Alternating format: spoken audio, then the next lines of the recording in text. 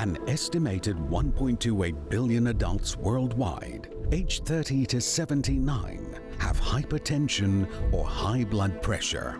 Around 46% of them don't know they have this condition. A similar pattern is observed in Malaysia, where many people remain unaware of high blood pressure and its implications. Hi, I'm Dr. Nisa Nabila and you're watching My Body, My Life.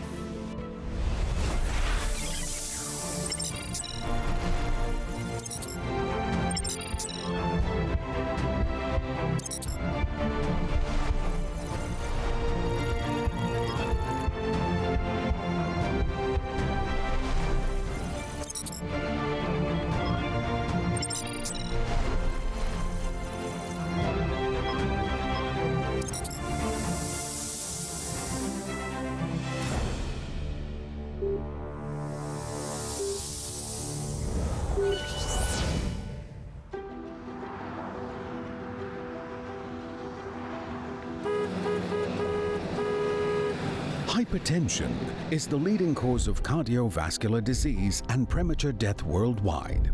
In Malaysia, nearly 1 in 3 adults is affected by high blood pressure, according to the 2023 National Health and Morbidity Survey. Alarmingly, high blood pressure is now more common among individuals under 40, a condition once linked to older age groups. Misconceptions about young people's risk often lead to neglect and late diagnosis, further worsening the condition.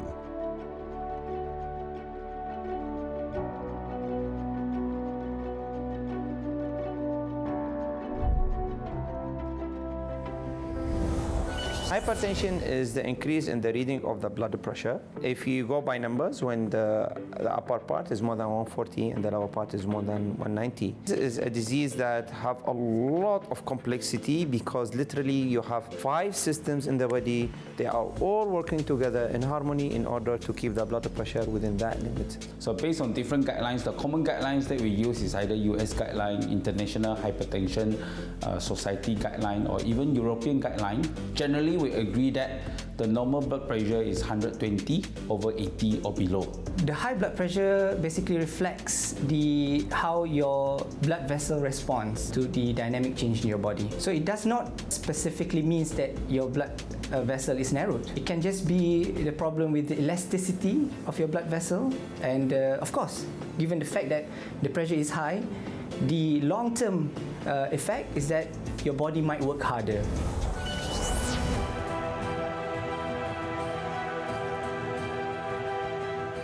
High blood pressure is often called the silent killer because it generally causes no visible symptoms, especially in the early stages. Many people remain unaware of their condition until serious complications arise.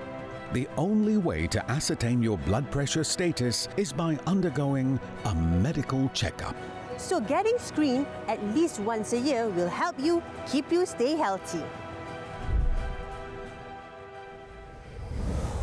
Basically, in any type of people is the same readings. Okay, but you find some people with the reading for hypertension them different. Now, what I mean, some people they say, oh, if my blood pressure is 150, I feel like very bad headache. Some people they have 170, 180 they are okay with it. This is a matter of adaptation. So the only way for you to know whether you've got hypertension or not is by measuring the pressure, and usually this is done in a clinic setting. Where you look at the pressure that is reflected in your blood vessel through a machine. It's quite easy for us to get a blood pressure monitoring machine at home. Do the blood pressure monitoring from time to time. It could be weekly basis, it could be monthly basis, but more importantly, always recognize whether you are at risk of having hypertension or not.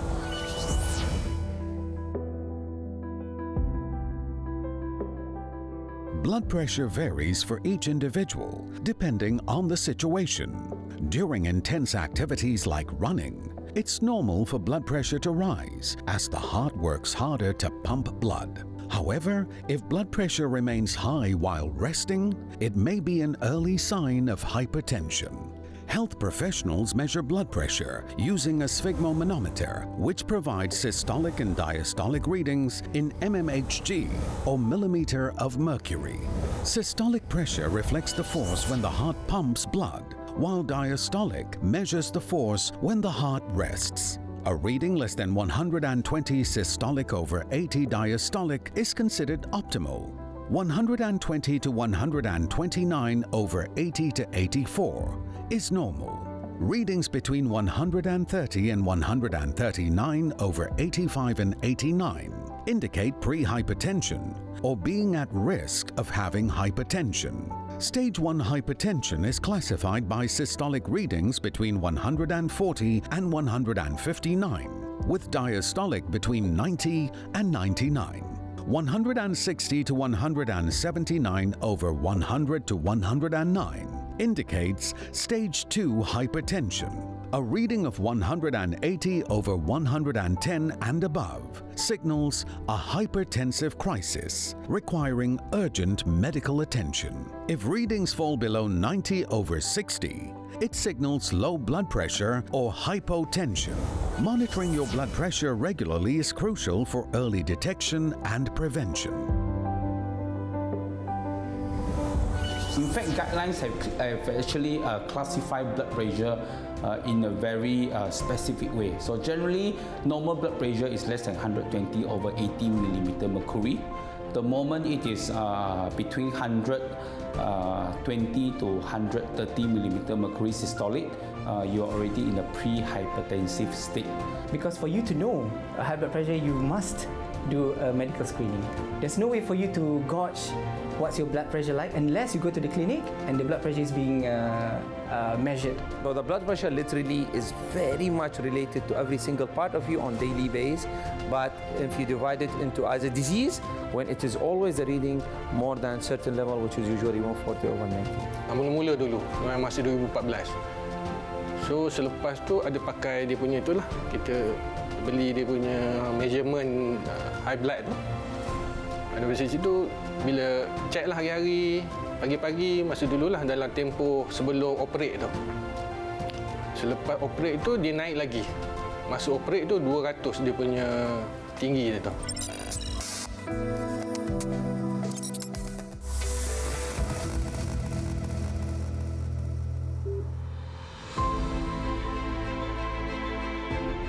High blood pressure was once commonly associated with older adults, but that trend has changed. Today, it's increasingly found among younger individuals, particularly those aged 18 to 39. This shift arises from various factors, including a complex interplay of genetic predispositions, lifestyle choices, and dietary habits. Hypertension, there's two types: primary essential hypertension and secondary hypertension. Both have their own risks. Bottom line is, it's never too early to check your blood pressure.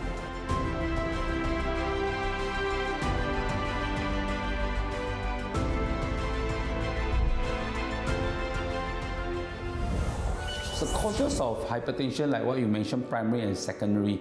So primary hypertension basically means that there is no specific underlying medical condition that induce the hypertension. So pathophysiologically, basically it means that there is narrowing of the blood vessels, which the process we normally call it atherosclerotic narrowing of the blood vessels, so causing the blood vessels to become more stiff. Essential hypertension, not that many, but the secondary, and that has come actually because of trigger factor.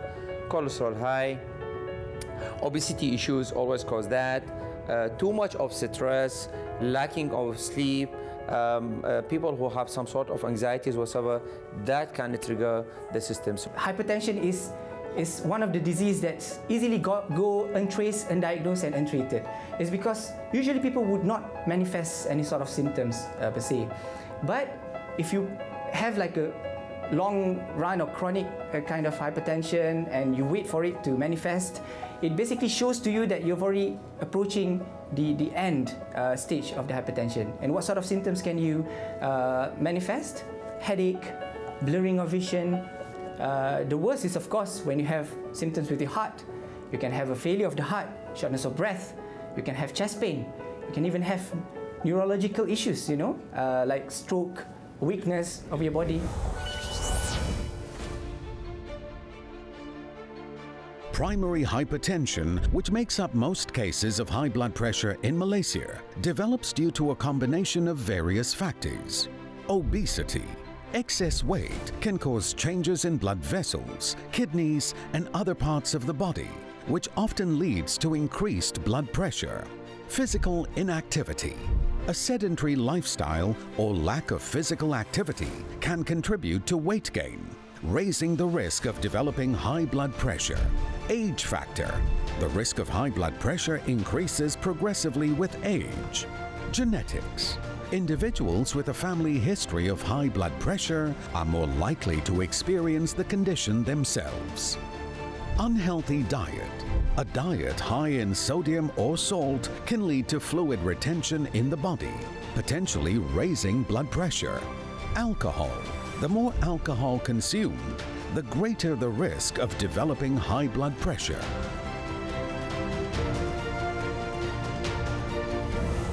One of the risk factors for hypertension itself is age. So the longer you survive in your life, the higher the risk for you to develop 1001 medical issues. And one of the primary ones is hypertension.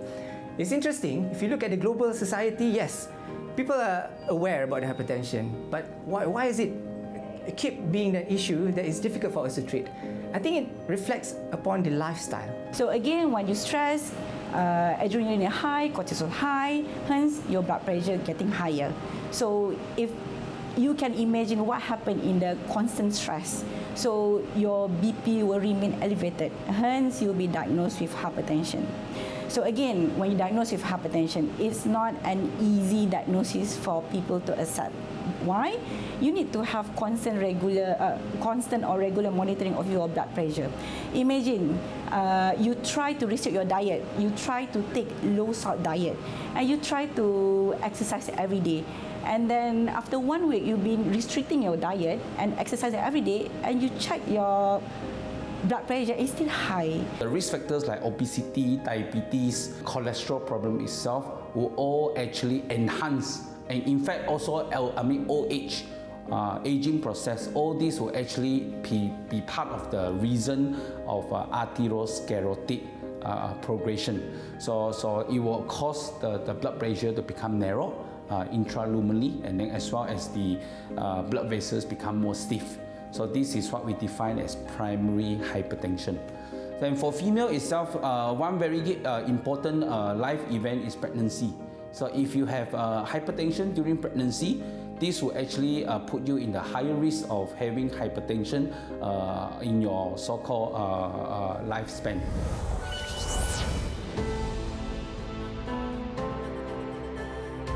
Secondary hypertension develops as a result of underlying health issues or medical conditions. Some of the primary causes are kidney disease, thyroid disorders, adrenal gland conditions, obstructive sleep apnea, specific endocrine tumors, recreational drug use including amphetamines and cocaine, the impact of smoking and vaping. High blood pressure often has no symptoms. It may take years and even decades to show signs. Sometimes people may mistaken the high blood pressure symptoms to other health issues. Most of the hypertensive patients have no symptoms, but there are still possibility when the blood pressure is high enough, they may give you certain symptoms. So the common symptoms that is either described in the medical literature textbook or the patient who comes to us is always headache. With the era of a new life, it's very difficult to select that. So can we say this is something that inevitable? It's gonna happen because of the stress in life, you're gonna hypertension. Yes, there are some protection mechanisms. Keep yourself away from hypertension, and this is where it comes to improve the pumping power of your heart, improve the blood vessel. Hypertension is easily undiagnosed, easily untreated. It's because when it manifests, it doesn't have the physical manifestation of it. That's the reason why I keep saying that if you want to know, you have to have a checkup. You have to measure your blood pressure. So this can go by years and years before it manifests into what we call as end organ damage. High blood pressure can remain unnoticed for years without causing symptoms. But when it escalates to a hypertensive crisis, it may result in severe and noticeable symptoms such as severe headaches, nausea and vomiting, chest pain, shortness of breath, nosebleeds, blurred vision, ringing in the ears, irregular or abnormal heartbeats. Chronic high blood pressure can significantly impact mental health. Hypertension is strongly connected to affective disorders like depression and anxiety, and they frequently appear together. This is what we call bidirectional relationship. So it's I can give an analogy like chicken and egg. Which one comes first? The chicken comes first or the egg comes first? We wouldn't know. So same goes to hypertension and mental health disorder. Or I can give example like stress, as simple as stress. So you know, like when you have chronic stress, so our body activate fight and flight response. So in fight and flight response, we all have it whenever we stress. We will activate sympathetic nervous system. So when this sympathetic nervous system being activated, our body will increase production of adrenaline and cortisol, which is the stress hormone. Stress this again and again, how the issues that we have with the organic medical issues very highly associated with our internal health. Is the intangible mental health, emotion, our stress condition, but even at the simple scenario of a stressful working condition, for example, it will definitely affect your blood pressure. And that's the reason why I have to reiterate my concern or my emphasis on the need for us to have a healthy lifestyle, including exercise and a good rest. Dia kadang bila overthinking, bila kadang-kadang tu bila bangun mimpi, tidur, kita terjaga pun boleh jadi juga. Dan satu lagi bila bangun, tidur cepat pun boleh jadi juga naik. Tapi kebanyakannya overthinking lah. Bila dia ada panic attack tu, dia naik darah tu naik.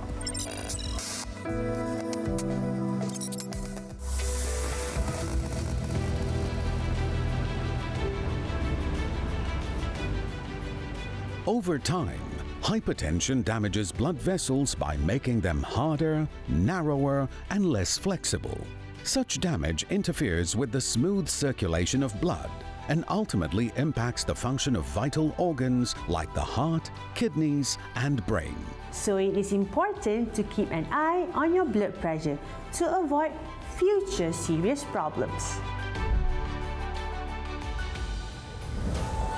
So the complication of hypertension is like what we have explained. It's basically a manifestation when you leave your blood pressure to be too high for a certain amount of time, a long amount of time, all this organ in your body will be affected. Let's go one by one, from head to toe. So in the head, you have the brain. So when you have severe hypertension, it can manifest as stroke. When you have stroke, you can have memory loss. The common stroke, it could be bleeding in the brain. Due to the blood pressure is too high. But of course, a long-standing hypertension that is not well controlled, as I mentioned, you actually enhance the arteriosclerotic, so you actually also cause blood vessels blockage, so you cause ischemic stroke. And of course, do not forget that in our eyes, there's a lot of blood vessels as well. So if the blood pressure is not well controlled, when you are actually going into that hypertension crisis or hypertensive emergency, you will actually suffer blurring of vision.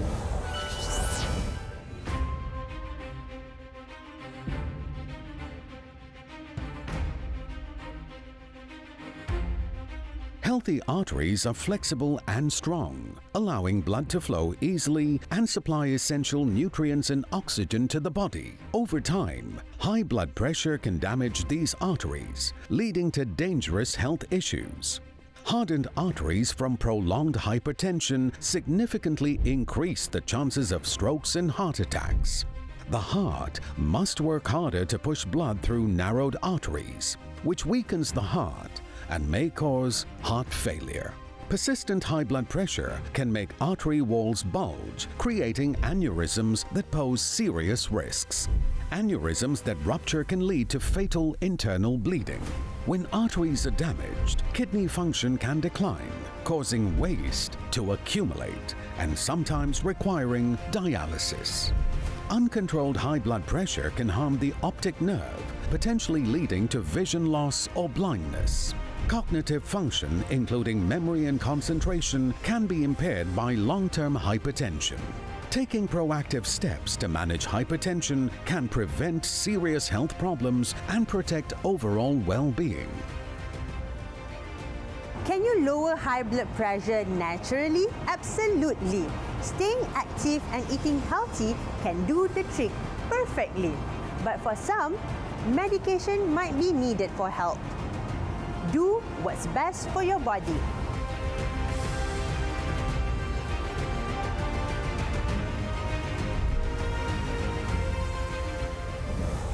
The thing, when we talk about the diet for hypertension, there is one approach which we always use, which is the DASH diet, DASH, which is dietary approaches to stop hypertension. So this includes first whole grain instead of simple or processed grain. For example, brown rice versus white rice, we always choose brown rice. And besides that, limit the sugar intake, which is very important. And then more of the fruits and veggie. When we talk about more, we actually want us to have 5 servings of fruits and vegetables, which includes 3 servings of vegetables and 2 servings of fruits per day at least. And then the most important point is actually cutting down the sodium.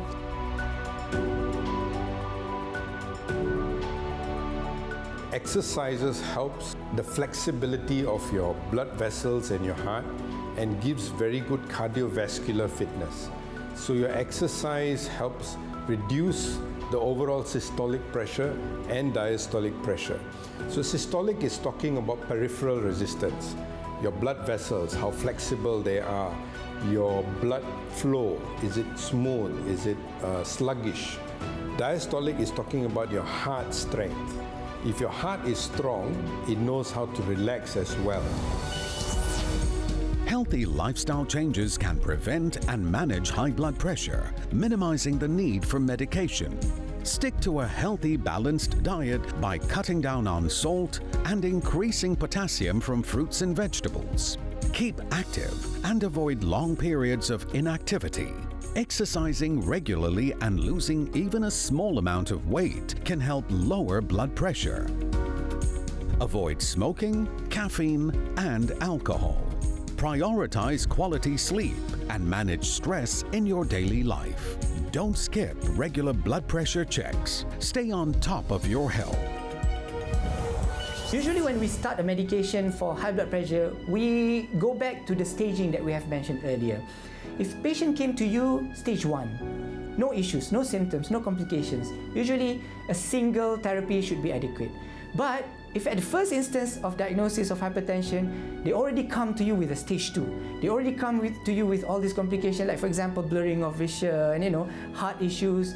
These sort of people, you might be wasting your time by just initiating one single therapy. So combined therapy might be more beneficial to basically target the blood pressure as aggressive as possible in different directions, different methods. Recognize the risk is another thing. So if you're obese, family history is strong, you have other medical conditions. So once you recognize that risk, then you will start to screen. Because a lot of people, including myself, ignorance is the bliss. I don't have symptoms, I don't check, it means I don't have disease. But this may not be entirely true.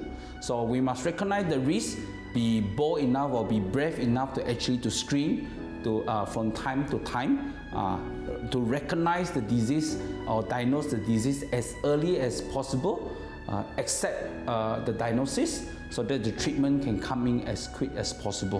So saya punya depending sekarang pada dia punya machine measurement tu. So saya tak dapat nak agak saya ni darah tinggi ke darah rendah. Sepatutnya kurangkan kafein. 3 kali sehari tu kena sekali sehari lah. Itulah sepatutnya makanan-makanan masin tu kena kurangkan lah. Itulah doktor nasihat kan. The older we become, the greater our risk of hypertension, and it can develop without our notice. That's why it's so important to remain mindful of healthy living, both for ourselves and for our loved ones. A healthy body nurtures a healthy mind. I'm Dr. Nisa Nabila, and thank you for watching My Body, My Life.